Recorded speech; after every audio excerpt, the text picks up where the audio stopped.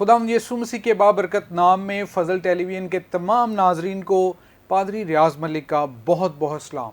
नाजरीन, आप देख रहे हैं प्रोग्राम हम सब का पाकिस्तान, और इस प्रोग्राम में हमारी यही कोशिश होती है कि हमेशा की तरह हर एपिसोड में आपके साथ कोई ना कोई नया गेस्ट हम लाते हैं। और आज भी मेरे साथ बहुत ही डिस्टिंग्विश्ड गेस्ट हैं। उनके तारुफ से पहले मैं चाहूँगा कि आज की जो गुफ्तगू है उसके बारे में आपको बताया जाए।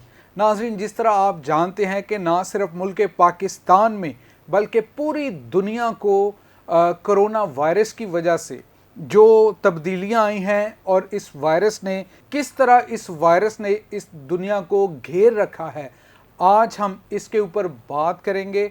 और आज की जो हमारी मेहमान हैं, आए उनका तारुफ मैं आपसे करवाता जाऊं। हमारे साथ हैं मिसेस कैथरीन वहीद, और हम उनको प्रोग्राम हम सब का पाकिस्तान में वेलकम करते हैं। थैंक यू पासू जी, मुझे इस बात की खुशी हुई है कि आपने मुझे बुलाया और मैं इस प्रोग्राम में आपके पास आई।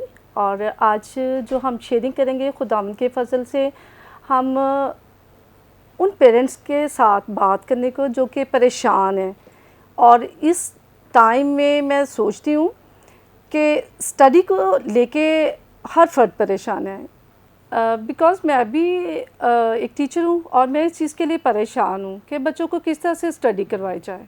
नाज़रीन, आज हम खुदा का शुक्र बजा लाते हैं कि हमारी जो डिस्टिंग्विश्ड गेस्ट है मिसेस कैथरीन वहीद, वो पेशे के एतबार से एक उस्ताद हैं, और हम खुदा का शुक्र बजा लाते हैं कि वो इस कोविड-19 के सीज़न में उनके पास बहुत सारे ऐसे तजर्बात हैं। फैमिलीज़ को हेल्प आउट करना, पेरेंट्स को गाइडलाइन देना, स्टूडेंट्स के साथ उनका जो मेल मिलाप है, इंटरेक्शन है, उसमें उनकी मदद करती हैं। आए उनसे गुफ्तगू करने से पहले एक आयत मैं आप सबके लिए पढ़ना चाहूँगा।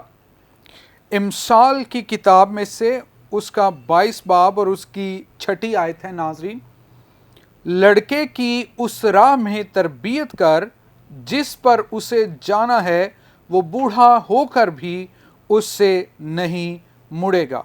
कलाम मुकद्दस के पढ़े और सुने जाने पर खुदावंद की बरकत हो। खुदा का शुक्र। और नाज़रीन, आज हम बात करेंगे कि जो पेरेंट्स, जो ख़ानदान इन बातों को लेकर परेशान हैं कि उनके बच्चों का फ्यूचर, मुस्तकबिल क्या है, कि वो ऑनलाइन पढ़ रहे हैं और स्कूल्स नहीं जा रहे और घर में पढ़ रहे हैं, और कुछ ऐसे मुआशी हालात भी पैदा हो चुके हैं कि बहुत सारे पेरेंट्स ने अपने बच्चों को स्कूल से ही उठा लिया है। बहुत सारे टीचर्स की मुश्किलात हैं। तो हम इसी चीज़ के ऊपर आज के प्रोग्राम में गुफ्तगू करेंगे। तो सबसे पहले मैं चाहूँगा कि हम जो हमारी मेहमान हैं टीचर मिसेस कैथरीन वहीद, उनसे मैं सवाल करना चाहूँगा कि आज के दौर में जिसमें से स्पेशली पाकिस्तानी स्टूडेंट्स जो बच्चे गुजर रहे हैं, उनके बारे में वो क्या कहना चाहेंगे? मैं ये कहना चाहूँगी कि हमें, देखिए, हर बंदा परेशान है। देखिए, हमारी जो ज़रूरत है पैसा है। अगर पैसा होगा तो हम अपने बच्चों को स्कूल भेजेंगे, उनके अखराजात, उनके ड्यूज़ वगैरह हम पे करेंगे।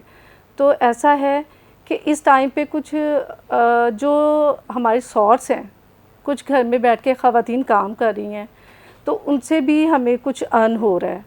तो मैं ये चाहूँगी कि अगर आप देखते हो कि एक आप टीचर के पास बच्चे को भेजते हो, आप स्कूल नहीं भेज सकते, कम से कम उससे आप ट्यूशन सेंटर पे भेजें। घर के करीब जो है आप अपने रिलेटिव के पास भेज सकते हो, जिनको आप समझते हो कि ये हमारे लिए अच्छे हैं, हम इनके साथ अच्छे से बैठ सकते हैं। उनके साथ, पढ़े लिखे लोगों के साथ भी आपका कॉन्टैक्ट्स होने चाहिए। और साथ में जो उनके लिए मैं ज़्यादा ये बात पेरेंट्स के लिए करना चाहती हूँ जो इलिटरेट हैं, जो पढ़े लिखे नहीं हैं, उनके लिए मैं ये कहना चाहूँगी कि अगर वो पढ़ा नहीं सकते तो कम से कम इतना ज़रूर करें कि सुबह के वक्त उनका टाइम टेबल दुरुस्त करें, उनको बिठाएं कि दुआ के लिए लेके आएँ। अगर हम डेली के एक वर्ष भी बच्चे से पढ़ने के लिए बोलते हैं या उनको रिपीट करवाते हैं, तो मैं नहीं समझती कि बच्चा आपका पीछे रह जाएगा। और बच्चा जो सुनता है वही कुछ करता है। आप अमलन पेरेंट्स ऐसे बन जाएं कि आपने सिर्फ कहना ही नहीं है, आप ख़ुद भी ये बात करें कि ख़ुद भी पढ़ें, दुआ करें, तो बच्चे ज़रूर इस बात को देखेंगे और बच्चे इस चीज़ पर आगे पहुँचेंगे कि हमें दुआ करनी है। वेरी राइट जी नाज़रीन, मेरा ये ईमान है कि आज का प्रोग्राम ना सिर्फ पेरेंट्स की मदद करेगा बल्कि उन स्टूडेंट्स की भी मदद करेगा जो घरों में जिनका होम स्कूल चल रहा है, ऑनलाइन स्कूल चल रहा है, जो कोविड की वजह से स्कूल्स में नहीं जा रहे। तो मेरा अगला सवाल ये है कि हम इस सीज़न के अंदर देखें, हर कोई मुआशी तौर पर समझता है कि मेरी ये ज़रूरतें हैं, मुझे ये चीज़ें मुहैया करनी अपने ख़ानदान के लिए। और मैं एक पादरी की हैसियत से जब दुआ करता हूँ, सोचता हूँ, तो मैं ये भी सोचता हूँ कि जो स्कूल्स के असातिज़ा कराम होते हैं, टीचर्स होते हैं, उनकी भी ज़रूरतें होती हैं। और बहुत सारे पेरेंट्स जो हैं मुआशी हालात को सामने रखते हुए, कोविड को सामने रखते हुए इस सीज़न में उनके बच्चों को उन्होंने स्कूल से उठा लिया है। अब स्कूल्स के अंदर फ़ी जब हम फ़ीसें जमा करवाते हैं तो ही वो स्कूल का जो सिस्टम होता है सारा वो चलता है, उसी में से सैलरीज भी जाती हैं टीचर्स को। तो मैं अगला सवाल आपसे करना चाहूँगा कि बहुत सारे लोगों का ये जहन सोच रहा होता है कि भाई जब स्कूल्स जो हैं वो तो बंद हैं, ऑनलाइन सिस्टम सारा चल रहा है पढ़ाई का, और अब चूँकि बहुत सारे स्कूल्स खुल भी रहे हैं और खुल भी चुके हैं, तो कुछ जो अभी भी कोविड की वजह से वो एक वेव से हटते हैं तो कहते हैं जी अब दूसरी वेव आ रही है, उसकी तैयारी पकड़ें, स्कूल्स फिर शट डाउन हो जाते हैं। तो मैं ये सवाल करना चाहूँगा कि बहुत सारे लोग जो हैं वो बच्चों की फ़ीसें नहीं अदा करते और बच्चों को स्कूल से उठा लेते हैं, तो उन टीचर्स के लिए भी मुश्किलात पैदा होती हैं जिनको सैलरीज आधी मिलना शुरू हो जाती हैं या सैलरीज मिलती ही नहीं। उसके बारे में आप क्या कहना चाहेंगे? बिल्कुल ठीक कह रहे हैं आप, ऐसे ही कह रहे हैं पास्टर जी। मेरे साथ भी ऐसा ही हुआ और तब से मैं ऐसे ही घर पे बैठ गई। मैंने स्कूल को क्योंकि बाय बाय बोला एक तरह से, क्योंकि मुझे सैलरी टाइम पे नहीं मिली। और फिर ये इन टाइम पे अब जो ये वक्त जा रहा है, आपको पता है मैंने पहले भी बताया कि पैसा हमारी बुनियादी ज़रूरत है। अगर हमें टाइम पे सैलरीज नहीं मिलेंगी तो हम अपने घर का ख़र्चा कैसे करेंगे?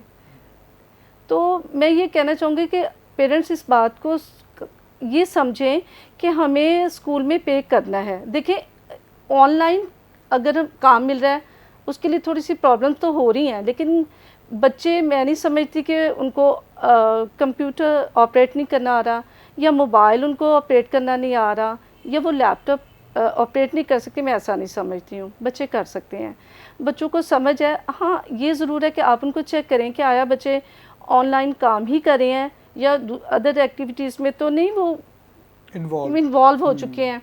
आप उनको देखें, चेक ज़रूर करें। और मैं समझती हूँ कि हमें वो ड्यूज़ देने चाहिए ताकि टीचर्स के जो घर का ख़र्चा उनका भी चल सके। क्योंकि देखिए, इस टाइम पे हम सब ने मिलकर इस चीज़ को लेना है और हमने ये काम मिलकर करना है, क्योंकि ये जो मुसीबत आई है हम सब पर आई है और हमारी ये ड्यूटी है कि हम मिलकर इस चीज़ को लें। और दूसरा ये, अगर होम ट्यूशन्स के लिए भी आप भेजते हैं बच्चों को, तो मैं ये कहना चाहूँगी कि आप बच्चे को वो उस एनवायरनमेंट में भेजें जहाँ के बच्चा कुछ सीख रहा है या कुछ कर रहा है। आया वो टीचर अच्छा भी है या नहीं अच्छा, ये मैं ज़रूर कहना चाहूँगी। और इन हालात में मैं ये भी नाज़रीन आपकी मदद करना चाहूँगा कि इस एपिसोड में आप ये भी ज़रूर जानें कि बहुत अच्छी मिसेस कैथरीन वहीद आपने फरमाई है कि वो ऐसा माहौल होना चाहिए जहाँ पर बच्चे ने जाकर पढ़ना है। और जहाँ पर घर ही की बात ले लें, घर में भी ऐसा माहौल होना चाहिए जहाँ पर बच्चे ने अपनी पढ़ाई के साथ अपने रिश्ते को, रिलेशनशिप को रखना है। और ये सारी चीज़ें एक अच्छे जहन को पैदा करती हैं। और यहाँ पर इस गुफ्तगू के अंदर जो आयत भी आपके सामने रखी गई, मिसाल की किताब 22 बाब 6 की तरबियत के ताल्लुक़ से, क्या कोचिंग सेंटर्स, ट्यूशन सेंटर्स वो तरबियत दे रहे हैं, कर रहे हैं जो कि एक मसीही बेटे और बेटी के लिए, मसीही बच्चे और बच्ची के लिए ज़रूरी है। और साथ ही मैं यहाँ पर ये भी मदद करना चाहूँगा कि सिर्फ़ तालीम के ऊपर ज़ोर देना और जो हमारी रूहानी तरबियत है उसको थोड़ा कम समझना, जी ये भी अच्छी बात नहीं है। और इस चीज़ का यूं कह सकते हैं आपके बैलेंस होना चाहिए, चर्च के साथ एक्टिविटीज़ होनी जी चाहिए और बच्चों की तरबियत घर में भी रूहानी होनी चाहिए। ऐसे अपने स्कूल्स में वो जब जाते हैं उन्हें जी पता जी होना पता चाहिए। होना और चाहिए। यहाँ पर मैं बिल्कुल इस बात से ना ही घबराता हूँ ना ही शर्माता हूँ कि वो बच्चे जो 12 साल की उम्र में, 13 साल की उम्र में फोर्स्ड कन्वर्जन की तरफ ले जाते हैं जी जी और उनको अगवा करके, किडनैप जी जी करके, जी और जी फिर क्या होता है जी, दूसरे दिन पता चलता है जी उस इतना वो मतलब जुल्म किया जाता है कि मसीही बेटियों को वो फोर्स्ड कन्वर्ट करते हैं और फिर मज़हब की तब्दीली सामने लाते जी हैं। जी बिल्कुल और ऐसा ही। ये भी एक ऐसी बात है जिस पे हमें बात करनी है, नाजरीन को बताना है कि क्यों हमें इस काम से भी अपने बच्चों को बचा कर रखना है और कैसे हम उनकी तरबियत में मदद कर सकते हैं। इसके बारे में मैं ये कहना चाहूँगी कि जब तक हम बाइबल को पढ़ेंगे नहीं, हमें पता नहीं चलेगा। और बाइबल को पढ़ने के लिए हमारे पास खुद से पहले हमारी एजुकेशन होनी चाहिए कि हम एजुकेशन लें और इसको पढ़ें। तो इसके लिए शुरू से हमें इस चीज़ की आदत डालनी होगी और ये पेरेंट्स की ड्यूटी है कि वो बच्चे को शुरू से खुद पढ़ें, ताकि बच्चे, उसको मैंने पहले भी बताया था, जब आप वो प्रैक्टिकल काम करेंगे बच्चों को कहने की ज़रूरत नहीं होगी, बच्चे आपको देख के वो काम करेंगे। आप खुद पढ़ेंगे, बच्चे ज़रूर उसको पढ़ेंगे। और बच्चे जब उसको पढ़ते हैं, उसको सीखते हैं, उसको प्रैक्टिकल लाइफ में ले लेते हैं। और प्रैक्टिकल लाइफ में मैंने समझती, जो इसको पढ़ लेगा वो गुमराह होगा और इस बच्ची को वो कभी ट्रैप नहीं कर सकते, उस बच्चे को कभी ट्रैप नहीं किया जा सकता। आमीन। और मैं अगले सवाल से पहले सिर्फ छोटी सी बात नाजरीन को बताना चाहूँगा कि आपने नाजरीन अपने घर के दरवाज़ा या अपने घर की दहलीज, उसके ऊपर रूहानी पहरा के तौर पर दुआ भी करनी है और अपने घर में दहलीज में उसी शख्स को आने की इजाज़त देनी है जो खुदा का रूह आपको गाइड करे। अपने घरों को प्रोटेक्ट करें, दरवाज़ों की चौखटों को यीशु मसीह के खून में छुपाएं। और ज़्यादा केसेस ही वही इस तरह के आते हैं सामने फोर्स्ड कन्वर्जन के, जब हालात को देखा जाता है, तफ्तीश की जाती है, तो वो शख्स पहले से उस घर में उसका आना जाना होता है। आप देखें अपनी जिस्मानी निगाहों से कि आपके घर में कौन आता है, किस वक्त आता है, क्यों आता है। क्या ये दरवाज़ा आप ख़ुद तो नहीं खोल रहे? इस बात पर ज़रूर गौर करें। अपनी बच्चियों के, अपने बच्चों के मुस्तकबिल को आपने ख़ुद बचाना है। बाद में वो ख़बरें आती हैं कि जी फोर्स्ड कन्वर्जन हो गई, लेकिन कहीं ना कहीं ऐसी बात के पीछे उस ख़ानदान की भी गलती होती है। आप उस शख्स को अपने घर में बैठने का मौका देते हैं, आप उस शख्स को अपना भाई बना लेते हैं, आप उस शख्स को अपना दोस्त बनाते हैं, वो आपके घरों में आता है। जब आप घरों में नहीं होते वो फिर भी आते हैं और बाद में आप ही के बच्चों को वो अगवा करके ले जाते हैं।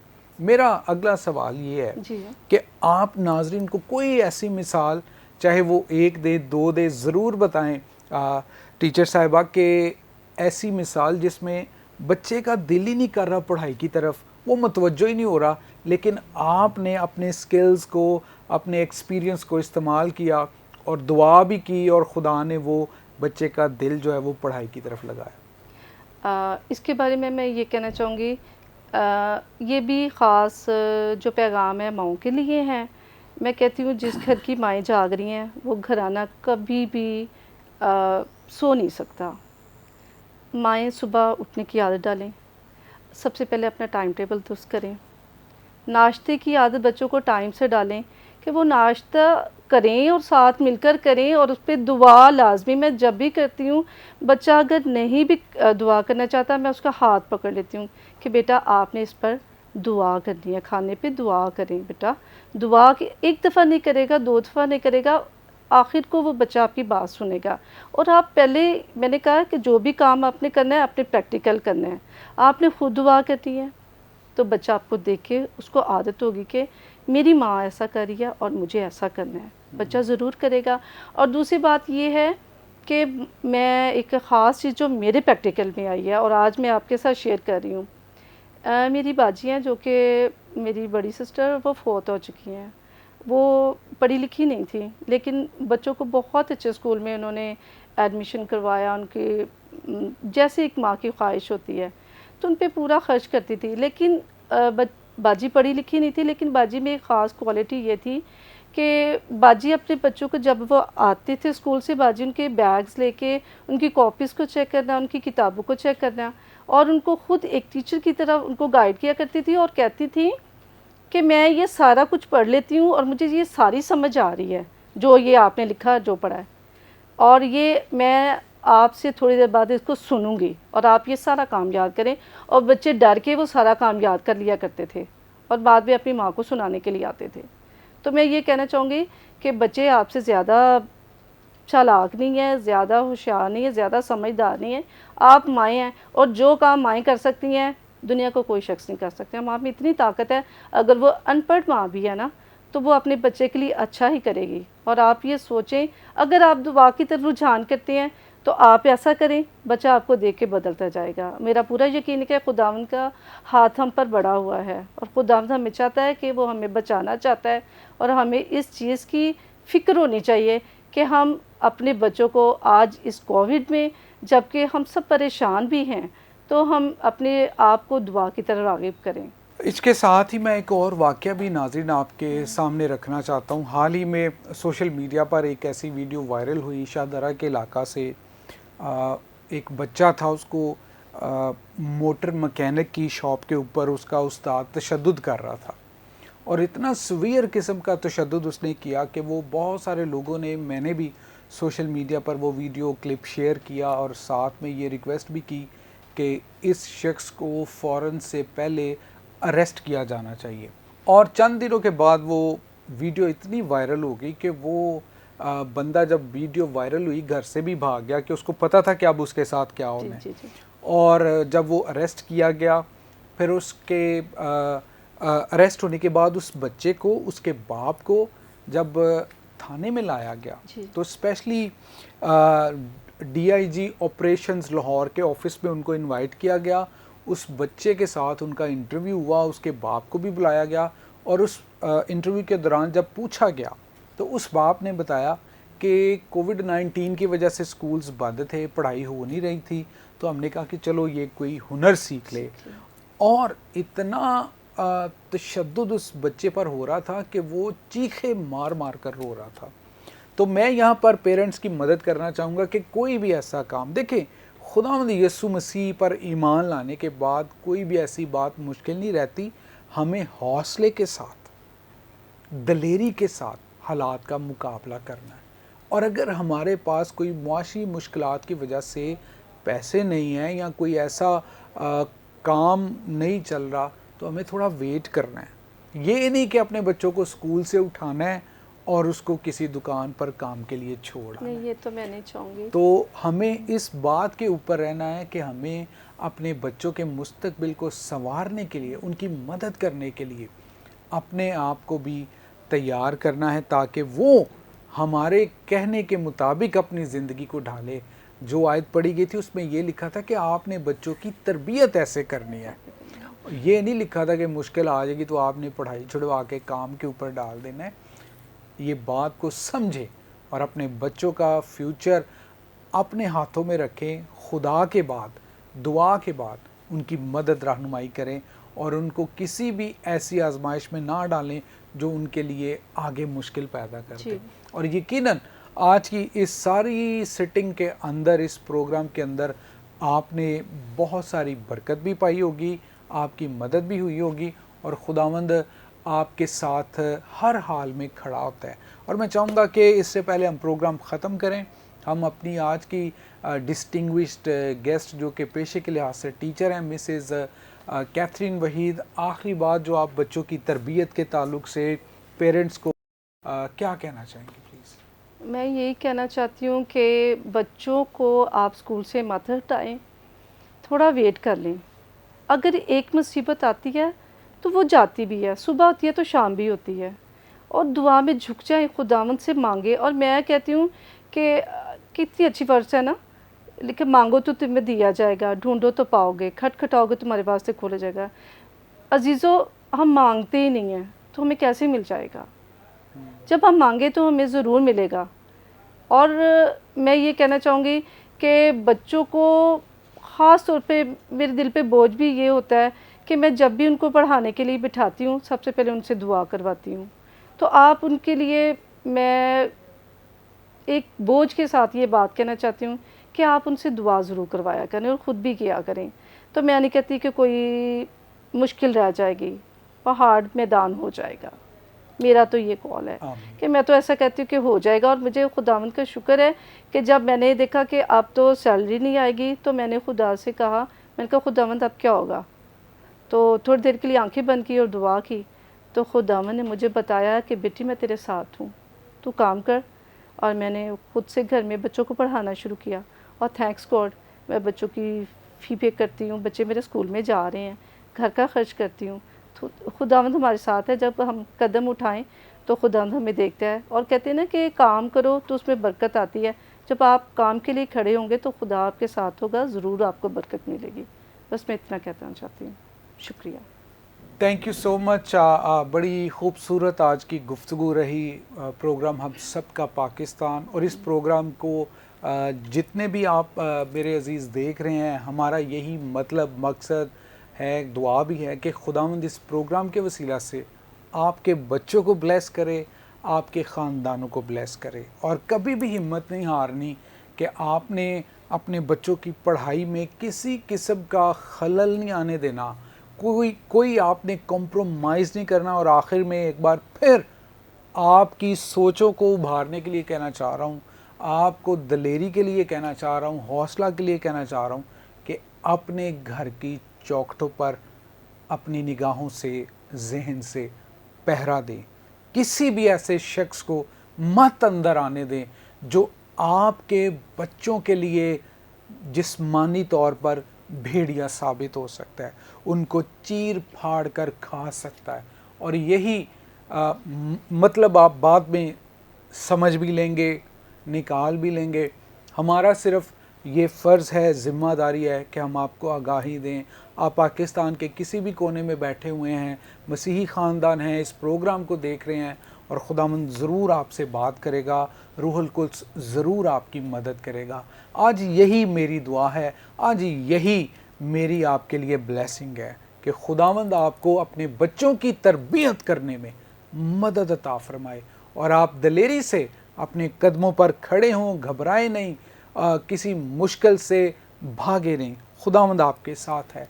तो मैं आपका शुक्रगुज़ार हूँ मिसेस कैथरीन वहीद, आपने अपने कीमती वक्त में से आज इस प्रोग्राम में आकर नाजरीन के लिए और इस प्रोग्राम के लिए बहुत बड़ी खिदमत आपने की है। खुदावंद आपको, आपके ख़ानदान को, आपके बच्चों को बड़ी बरकत दे। तो नाजरीन, देखते रहें प्रोग्राम हम सब का पाकिस्तान, और फजल टेलीविज़न के लिए दुआ करते रहें। खुदावंद आप सबको बड़ी बरकत दे। God bless Pakistan, God bless Fazal television.